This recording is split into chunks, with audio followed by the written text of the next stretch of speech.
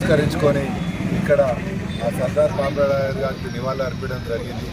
ఎందుకంటే ఆయన చేసిన ఘనకార్యాలు మనం చెప్పుకోవాల్సిన అవసరము జయంతి నాడు ఉంటుంది. ఆయన మొఘల్ చక్రవర్తులతో పాటు బ్రిటిష్ సామ్రాజ్యాన్ని కూడా ఎదిరించి ఆ రోజు నిరూపించిండు. కొట్లాడితే పోయేది ఏం లేదు, బానిస సంఖ్యలు తప్ప అని మనందరికీ ధైర్యం పోసి రేపు రాబోయే కాలంలో మనమందరం ఒకటి ఉంటే సాధించలేనిది ఏం లేదనేది ఆ రోజే నిరూపించుడు. అది ఇవాళ ఇక్కడ మీరు ఎవరిమైనా హుస్నాబాద్ దగ్గర ఒక కిలా ఉంటుంది. ఆ కిలాలో ఆయన చేసిన ఘనకార్యాలు అన్నీ కూడా ఉన్నాయి. ఆయన మనందరికీ ధైర్యం పోసే విధంగా పనిచేసాడు.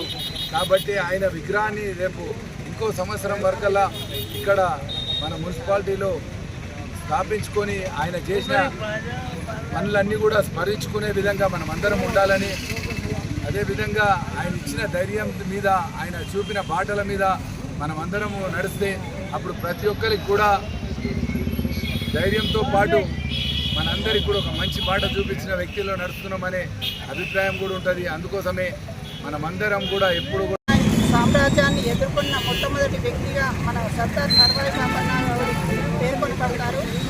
చిన్న సైన్యంతో ఈ రాచరిక వ్యవస్థని అనగాల్చాలని చిన్న సైన్యంతో మొదలుపెట్టి 12,000 వరకు చేసుకొని, అలాగే గోల్కొండని, తర్వాత ఢిల్లీ ఈ టోటల్కి మహావీరుడు సర్దార్ సర్వాయి పాపన్న. అలాంటి వ్యక్తి అలాంటి వ్యక్తి పుట్టిన కులంలో పుట్టడం కూడా నా అదృష్టంగా భావిస్తుంది. అలాగే ఇలాంటి పండుగ వాతావరణంగా నెలకొల్పుకోవాలి. సర్దార్ సర్వాయి పాపన్న గారు జన్మదిన వేడుకలు ప్రతి గౌడ కులస్తుల ఇంట్లో కూడా ఒక ఫోటో పెట్టి వాళ్ళ పిల్లలకి తన చరిత్ర గురించి తెలియజేయాలని తెలియజేస్తూ, అలాగే విగ్రహానికి మనకు పెట్టుకోవాలని ఎప్పటి నుండో అనుకుంటున్నాము. అలాగే కాలయాపన అవుతుంది. వచ్చే సంవత్సరం కల్లా మనకు నేతలందరూ కూడా సహాయకారాలు అందిస్తారు. అలాగే మనందరం కూడా కలిసి విగ్రహాన్ని ఏర్పాటు చేసుకుని ఘనంగా జరుపుకోవాలని తెలియజేస్తున్నాం. ఇక్కడికి ఇచ్చేసిన ప్రతి ఒక్కరికి కూడా సర్దార్ సర్వాయి పాపన్న జన్మదిన శుభాకాంక్షలు. బహుజన నాయకుడు, అలాగే ఒక ధైర్యశాలి. ఆ రోజు సమాజంలో ఉన్నటువంటి రుగ్మతలను 374 సంవత్సరాల కిందనే మొఘలై అరాచకాలను ఎదుర్కొని, రజాకారులను కూడా ఎదుర్కొని, ప్రజలను సంఘటితపరిచి పోరాడితే పోయేదేం లేదని నినాదంతో ప్రజలను సంఘటితం చేసి ధైర్యం నింపినటువంటి గొప్ప దీశాలి సర్దార్ సర్వాయి పాపన్న గౌడ్ వారి యొక్క 374వ జయంతి సందర్భంగా వారికి ఘన నివాళులు అర్పించడం జరిగింది.